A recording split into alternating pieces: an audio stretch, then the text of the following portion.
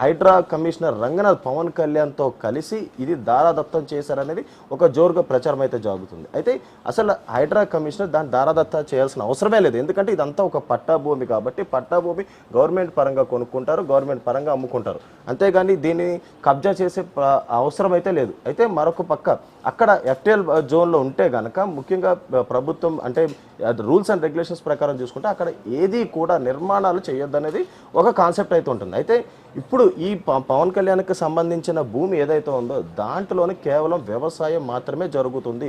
అక్కడ ఎలాంటి కన్స్ట్రక్షన్స్ లేవు. అంటే ఇప్పుడు సుమారు 2014 సమయంలోని దాన్ని కొనుగోలు చేసి అప్పటి నుంచి కూడా అక్కడ కేవలం వ్యవసాయ భూమిని మాత్రమే వాళ్ళు సాగు చేస్తున్నారు తప్ప అక్కడ ఇప్పటివరకు ఈ 10 ఏళ్లలో కూడా ఎలాంటి కన్స్ట్రక్షన్స్ చేయలేదు.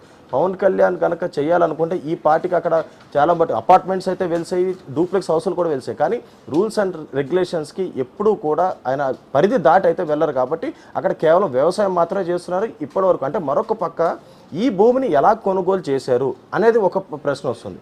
అయితే పవన్ కళ్యాణ్ ఏదైతే ఇప్పుడు డిప్యూటీ సీఎం కానీ గతంలో ఒక సినిమా యాక్టర్ అంటే చాలా పేరొందిన సినిమా యాక్టర్, ఒక సినిమా చేస్తే కొన్ని 100 కోట్లు తీసుకునే అవకాశం కూడా ఉంది. ప్రతిదీ ట్యాక్స్ పరంగా కట్టి అలాగే ప్రతిదీ కూడా ఏదైతే తను కొనుగోలు చేసిన ప్రతి దానికి ట్యాక్స్ కట్టి అన్ని చేసే విధంగానే పవన్ కళ్యాణ్ ఏదైతే అన్ని కొనుక్కునే అవకాశం ఉంది. అయితే ఇప్పుడు ఈ భూమి కూడా అదే తరహాలోనే అప్పట్లోనే ఏదైతే తన సొంత డబ్బుతో ఈ భూమిని కొనుక్కున్నాడు. కానీ ఇక్కడ వీళ్ళు చూపించిన దాని ప్రకారం 500 కోట్ల రూపాయల విలువ గల ఈ ల్యాండ్ని కబ్జా చేశారు. అయితే ఎఫ్టీఎల్ బఫర్ జోన్లో ఉంటే కబ్జా చేసి 500 కోట్లు ఎవరు ఇస్తారు? అది ఎందుకు ఇస్తారు? ముఖ్యంగా తెలంగాణలోనే ఎందుకు ఇప్పుడు ఇది జోరుగా ప్రచారం సాగుతుందంటే జూన్ 2వ తారీఖు జరిగే ఈ మీటింగ్ సారాంశం అయితే ముఖ్యంగా ఇప్పుడు తెలంగాణ పార్టీ ఒక కీలకమైన పార్టీకి అలాగే ఆంధ్రాలో సంబంధించిన ఒక కీలకమైన పార్టీ అంటే చాలా స్నేహితులుగా ఉండే పార్టీలకి ఇప్పుడు ఒక దడ పుట్టుకుంది. ఎందుకంటే పవన్ కళ్యాణ్ తెలంగాణలో గనక పోటీ చేస్తే ఖచ్చితంగా ఇక్కడున్న పార్టీలు ఓడిపోయే అవకాశం ఉంది. అదేవిధంగా ఇక్కడ ఏదైతే ఇప్పుడు రానున్న జిహెచ్ఎంసీ ఎలక్షన్స్ అంటే మొన్నట్లో చూసుకోవచ్చు, ఏదైతే పంచాయతీ ఎలక్షన్స్లో కూడా జనసేనకు సంబంధించి తెలంగాణ కేడర్లో చాలామంది పోటీ చేశారు. అందులో చాలామంది విజయం సాధించారు, చాలామంది వార్డ్ మెంబర్లు కూడా గెలుపొందడం జరిగింది. వాళ్ళందరికీ కూడా పవన్ కళ్యాణ్ చేత సత్కారం చేయడం కూడా జరిగింది.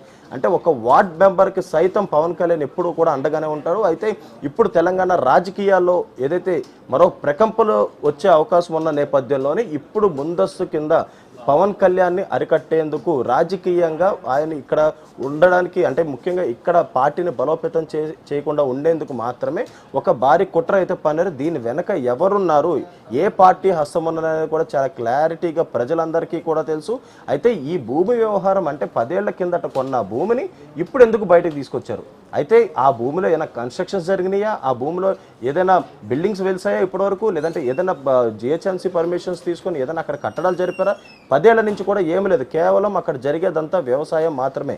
కానీ ఆ వ్యవసాయాన్ని కూడా ప్రస్తుతాన్ని అడ్డు పెట్టుకొని ఇది ఒక కబ్జా జరిగింది, పవన్ కళ్యాణ్ తెలంగాణ ప్రజలకు అన్యాయం చేశారనే దానిపైనే ప్రస్తుతం ఎక్కువ ఫోకస్ పెడుతున్నారు. కానీ పవన్ కళ్యాణ్ అనే వ్యక్తి ఆంధ్ర తెలంగాణ భేదాలు లేకుండా ప్రతి ఒక్కరికి న్యాయం చేసే విధంగా ఎప్పుడూ ఉంటారో. అయితే అదే విధంగా ఏదైతే ఇప్పుడు 2వ తారీఖు జరిగే ఈ మీటింగ్ సారాంశం కూడా అదే. ముఖ్యంగా జనసేన పార్టీని ఇక్కడ బలోపేతం చేసి ఇక్కడ జిహెచ్ఎంసీ ఎలక్షన్స్లోని రానున్న అసెంబ్లీ పార్లమెంట్ ఎలక్షన్స్లో కూడా ఇక్కడ ఏదైతే జనసేన తరపున క్యాండిడేట్స్ నిలబెట్టి ఖచ్చితంగా తెలంగాణ ప్రజలకు కూడా న్యాయం చేసే విధంగా ముందుకు సాగాలనే ఒక ఆలోచనతో మాత్రమే ఇప్పుడు 2వ తారీఖున మీటింగ్ అయితే జరుగుతుంది. కానీ దాన్ని అడ్డుకునేందుకు రాజకీయంగా పవన్ కళ్యాణ్పై ఒక కుట్ర పన్నారనే చెప్పొచ్చు శ్రీశైలం.